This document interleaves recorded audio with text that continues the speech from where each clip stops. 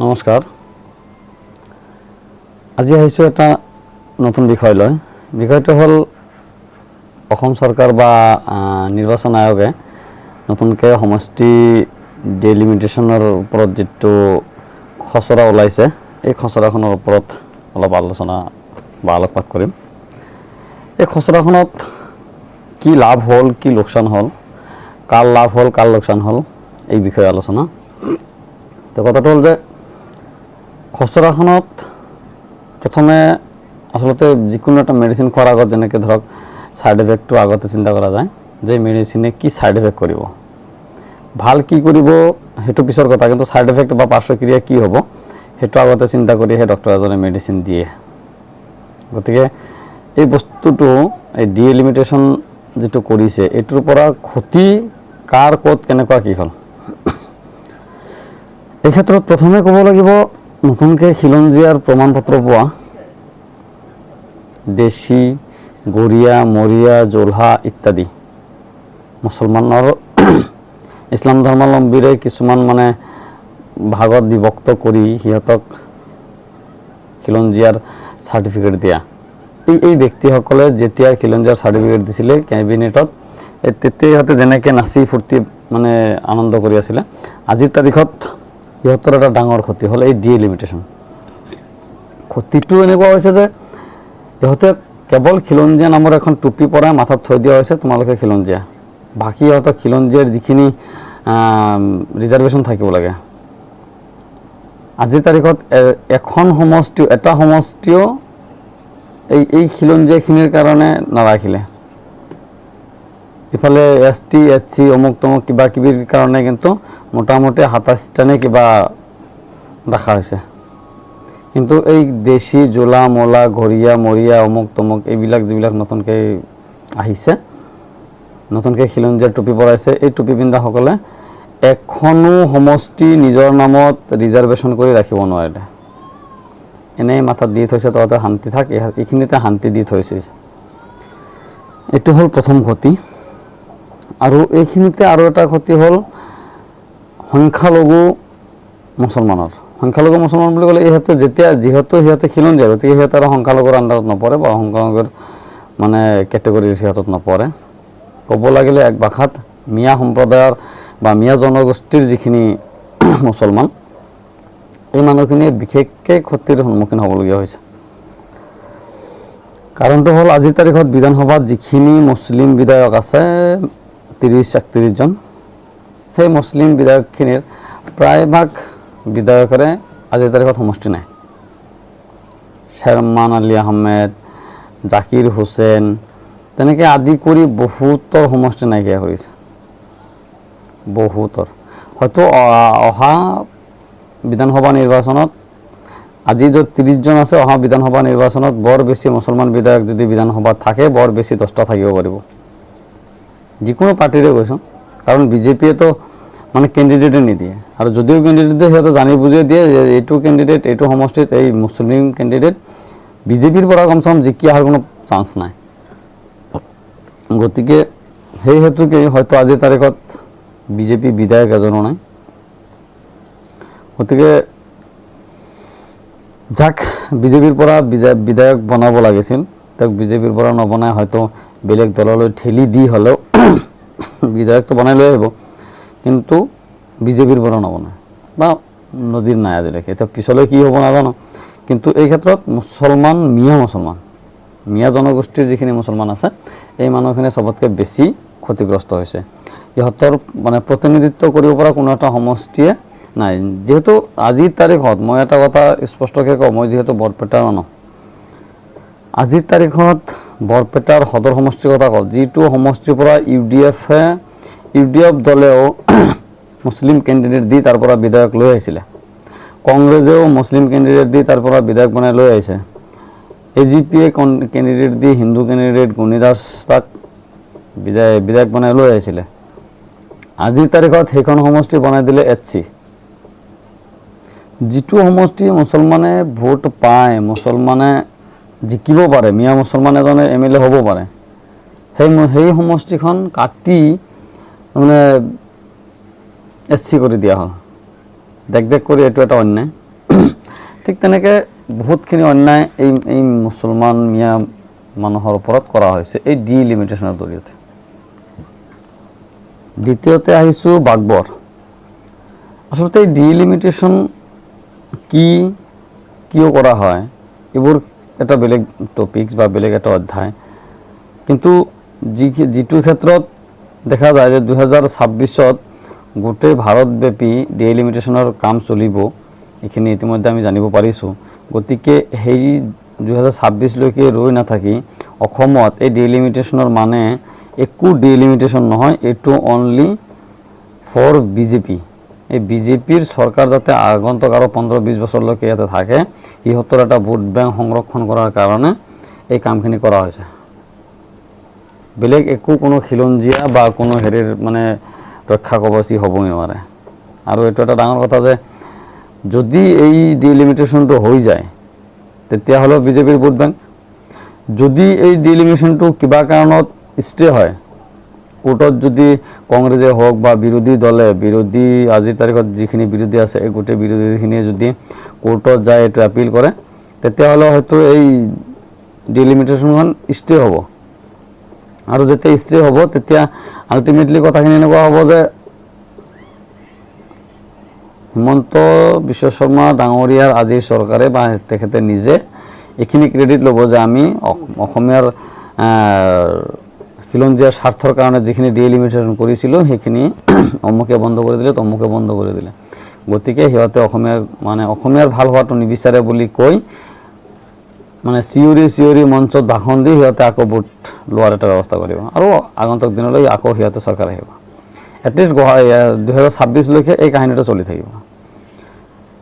এইটো এটা মানে নেগেটিভ বা সিহঁতৰ এটা লাভ, সিহঁতৰ কাৰণে লাভ, বাকীখিনিৰ কাৰণে নেগেটিভ এটা পইণ্ট।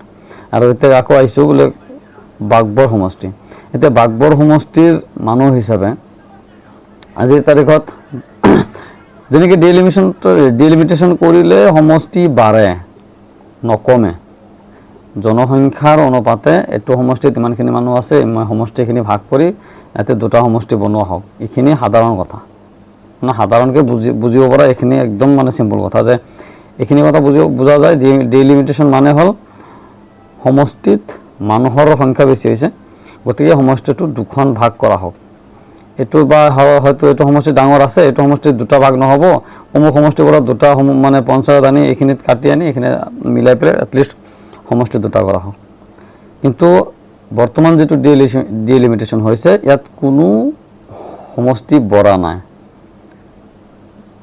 ইভেন কি বৰপেটা জিলাৰ পৰা দুটা সমষ্টি নাই, নলবাৰী জিলাৰ পৰা সমষ্টি নাই, বিভিন্ন জেগাৰ সমষ্টি নাইকিয়া কৰি দিছে, নামবোৰ সলাই দিছে। য'ত নেকি ইমান ডাঙৰ আজিৰ তাৰিখত বাঘবৰ বুলি ক'লে বাঘবৰ ঠাইৰ নাম কিয় বিখ্যাত, এখন পাহাৰ আছে অসমত। আমি সৰুতে কিতাপত পঢ়িছিলোঁ, 5টা পাহাৰৰ নাম ক'ব দিলে আমি বাঘবৰ এটাকো কৈছিলোঁ।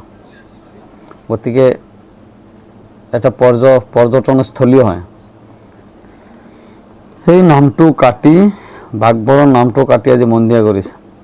আচ্ছা, মন্দিয়া কৰিছে ঠিকে আছে, মন্দিয়া যদি এটা সমষ্টি হ'ব লাগে তেতিয়াহ'লে মন্দিয়াৰ যথেষ্ট হিউজ এৰিয়া আছে। বাঘবৰ সমষ্টি বহুত ডাঙৰ এখন সমষ্টি, গতিকে সেই সমষ্টিখন যদি ডিলিমিটেশ্যন কৰি বঢ়াব লাগে তেতিয়াহ'লে জনিয়াৰ অলপ অংশ, তাৰপিছত জনিয়াৰ অলপ অংশ আনি পেলাই মিলাই পেলাই মন্দিয়া সমষ্টি এটা বেলেগকৈ কৰিব পাৰিলেহেঁতেন, বা চেঙাৰ অলপ সমষ্টি আনি পেলাই বৰপেটাৰ অলপ 2-4টা আনি পেলাই পঞ্চায়ত মন্দিৰ এটা বেলেগকৈ সমষ্টি কৰিব পাৰিলেহেঁতেন। কিন্তু নকৰি পেলাই সিহঁতে বাঘবৰ সমষ্টিটোকে মন্দিয়া কৰিছে। ইভেন কি য'ত নেকি আগতে 19টা পঞ্চায়ত আছিলে, আজি তাত 27টা হ'ল, সমষ্টি আৰু ডাঙৰহে হ'ল, য'ত সমষ্টি সৰু হোৱাৰ কথা আছিলে। আৰু তাতকৈ চবতকৈ ডাঙৰ কথা হ'ল বাঘবৰ সমষ্টিৰ কাৰণে এটা বৰ মানে দুৰ্ভাগ্যজনক কথা হৈছে যে বাঘবৰৰ পৰা ধুবুৰী ডিষ্টেঞ্চ কমচে কম 200 মিটাৰ, এই 200 কিলোমিটাৰ। সেই ক'ত ধুবুৰীৰ লগত বাঘবৰ বা মন্দিয়া সমষ্টি যিটো নতুনকৈ বনাব লৈছে, এই মন্দিয়া সমষ্টি ধুবুৰী লোকসভাৰ আণ্ডাৰত পেলাই দিছে। ইভেন কি বাঘবৰটো বাদেই দিয়ক, মন্দিয়া বাদেই দিয়ক, চেঙা সমষ্টি লৈও চেঙা সমষ্টিখনো ধুবুৰীত পেলাই দিছে। কোন যুক্তিত কেনেকুৱা ধতুৰা গোটা খালে মানুহ এনেকুৱা কাম কৰিব পাৰে, এইটো আপোনালোকে বিশ্বাস কৰিব যে কোন পৰ্যায়ত ধতুৰা গোটা খালে এই মানে মানুহখিনি ইমান পাগলৰ নিচিনা কাম কৰিব পাৰে। কোনো ভাল বা পিয়ৰ মস্তিষ্কৰ মানুহে কেতিয়াও এনেকুৱা বলিয়ামি কৰিব নোৱাৰে যে ক'ত ধুবুৰী আৰু ক'ত চেঙা বৰপেটা। চেঙা হ'ল বৰপেটাৰ ক'ব লাগে, বৰপেটাৰ একদম সীমামূৰীয়া এটা মানে বিধানসভাৰ সমষ্টি। গতিকে সেই বৰপেটাৰ পূব ফালৰ সমষ্টি নি পেলাই দিছে ধুবুৰী সমষ্টিত, আৰু গোৱালপাৰা পশ্চিমক গোৱালপাৰা পূবক দিছে ধুবুৰী সমষ্টি, আকৌ পশ্চিমত দিছে নি গুৱাহাটী সমষ্টি, গুৱাহাটী লোকসভাৰ আণ্ডাৰত। গতিকে এই যে এটা বলিয়ামি, এটা মানে এটা খেলিমেলিৰ সৃষ্টি কৰিম বুলিয়ে ইচ্ছাকৃতভাৱে বৰ্তমানৰ অসমৰ বিজেপি চৰকাৰে এইখিনি কৰিছে, অনলি ফৰ সিহঁতৰ লাভালাভ। বেলেগ অসমীয়া জাতীয় জনগোষ্ঠীয়ভাৱে কোনো একো কাৰো লাভালাভ নহয়।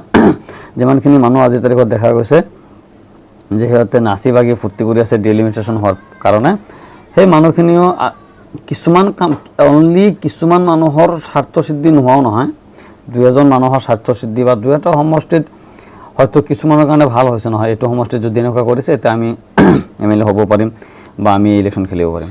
যেনেকৈ হাজো সমষ্টিত ধুলুৱা আহমেদ ডাঙৰীয়াই ইমান দিনৰ পৰা কষ্ট কৰি আছে MLA হ'ব, কিন্তু ৰিচেণ্টলি যিটো HC বনাই দিলে তাত মানে তাৰ মানে যে তাতে আৰু কোনো দিন মুছলমানে ইলেকশ্যনে খেলিব নোৱাৰিব।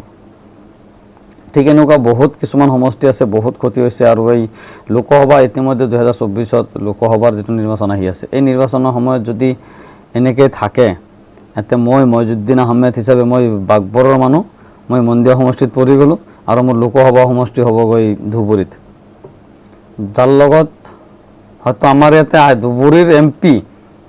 ধুবুৰীৰ MP বৰপেটাত আহিব লাগিলেও বা আমাৰ সমষ্টিত আহিব লাগিলেও 200 কিলোমিটাৰ গাড়ী চলাই তাৰ পিছতে আমাৰ সমষ্টিত আহিব পাৰিব।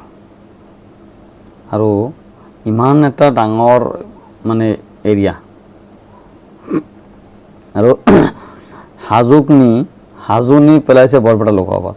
আচ্ছা, হাজো ক'ত আগতে আছিল গুৱাহাটীৰ লোকসভাৰ লগত, গুৱাহাটীৰ পৰা হাজো হ'ল মাত্ৰ 30 কিলোমিটাৰ, আৰু বৰপেটা লোকসভাৰ পৰা হাজো কমচে কম 50-60 কিলোমিটাৰ। গতিকে যিহেতু বৰপেটা লোকসভাৰ আণ্ডাৰত চেঙাও নাই, গতিকে চেঙাৰ সিফালৰ পৰা যিহেতু লোকসভা মানে সৰুক্ষেত্ৰীয় সমষ্টি নাই, গতিকে এতিয়া বৰপেটাৰ যিটো সীমামূৰীয়া সমষ্টি সেইবোৰ যিহেতু ধুবুৰীৰ লগত, হাজো ক'ৰ পৰা টানি নি দিছে বৰপেটা লোকসভাৰ আণ্ডাৰত। গতিকে এইবোৰ একদম বলিয়ামি। এইবোৰ আমাৰ আজিৰ তাৰিখত যদি এটা সজোৰে আন্দোলন এখন হয়, যে যদি আমাৰ বিৰোধী মঞ্চে বা বিৰোধীয়ে যদি এটা ভাল আন্দোলন গঢ়ি তুলিব পাৰে, তেতিয়াহ'লে হয়তো আগন্তুক দিনত এই ডিলিমিটেশ্যনটো বন্ধ হ'ব। কোনো প্ৰকাৰে এই ডিলিমিটেশ্যনটো মানি লোৱা নহ'ব। এইটো কোনো জাতি জনগোষ্ঠীৰ ভাল চিন্তা হোৱা নাই, অনলি ফৰ বিজেপিৰ কাৰণে এটা ভাল চিন্তা হৈছে, বেলেগ একো নাই। গতিকে আকৌ কৈছোঁ, খিলঞ্জীয়াৰ নতুনকৈ টুপি পিন্ধাসকল আপোনালোকক নমস্কাৰ জনাইছোঁ। আপোনালোকক বিশেষকৈ অনুৰোধ কৰিম, আপোনালোকে এইটোৰ বিৰোধ কৰক। কমচে কম এটা সমষ্টি আপোনালোকৰ নামত ৰিজাৰ্ভেশ্যন ৰাখক। আপোনালোকৰ নেতা মন্ত্ৰী বিধানসভাত থাকক, দল যি হওক সেইটো কথা নাই। মই কেতিয়াও দলীয়ভাৱে কোনো কথা কোনো দিন উত্থাপন নকৰোঁ। মই এটা কথা উত্থাপন কৰোঁ বা এটা কথা মই ভালকৈ বুজি পাওঁ যে দল মত নিৰ্বিশেষে সমষ্টিৰ উন্নয়ন হ'ব লাগে, জনগোষ্ঠীয় বা অসমীয়া জাতি জনগোষ্ঠীৰ সকলো পৰ্যায়ৰ মানুহৰ উন্নতি হ'ব লাগে। এইটো হ'ল চবতকৈ ডাঙৰ কথা। গতিকে আপোনালোকে নতুনকৈ খিলঞ্জীয়া হোৱাখিনিক কৈছোঁ যে আপোনালোকে আপিল কৰক, এখন সমষ্টি, দুখন সমষ্টি, 5খন সমষ্টি কমচে কম আপোনালোকৰ নামত ৰিজাৰ্ভেশ্যন ৰাখক। তাৰ পৰা আপোনালোকে মন্ত্ৰী মিনিষ্টাৰ বিধানসভাত পঠাওক, বিজেপিৰে হওক। মুছলমান বিধায়ক যদি বিজেপিৰ পৰা হয় তথাপি আপত্তি নাই, সমষ্টিৰ উন্নয়ন হ'ব লাগে, মানুহখিনিৰ উন্নয়ন হ'ব লাগে। এইখিনি হ'ল মোৰ কথা। বাকী যিখিনি মিয়া জনগোষ্ঠীৰ যিখিনি মানুহ ইতিমধ্যে বিধানসভাত আছে বা পৰৱৰ্তী সময়ত যিখিনি যাব, সেইখিনিৰ ওচৰতো মোৰ এটা আবেদন, আপোনালোকে যি দল কৰে, যদি আপোনালোকে ভাবিছে বিজেপি দল কৰিলে আমাৰ মানে হয়তো উন্নতি হ'ব বা আমি হয়তো আগুৱাই যাব পাৰিম বা আমাৰ সমষ্টি হয়তো ভালকৈ আমি কাম কৰিব পাৰিম, আমাৰ সমষ্টিত মেডিকেল, স্কুল, ৰাস্তা ঘাট এইবিলাকৰ কাম আমি মানে উন্নয়ন কৰিব পাৰিম, তেতিয়াহ'লে আপোনালোকে বিজেপিতে যাওক, কিন্তু সমষ্টিৰ কাৰণে ভালকৈ কাম কৰক। আৰু এই ক্ষেত্ৰত বিজেপি দলেও যথেষ্টখিনি কৰিবলগীয়া আছে, যে আপোনালোকে চবকে এটা নজৰেৰে চাওক এটা নজৰে চাই বাকী কামখিনি আপোনালোকে আগুৱাই লৈ যাওক। কোনো মিয়া গৰিয়া মৰিয়া দেশী অমুক তমুক একো ভাগ বতৰা কৰিব নালাগে।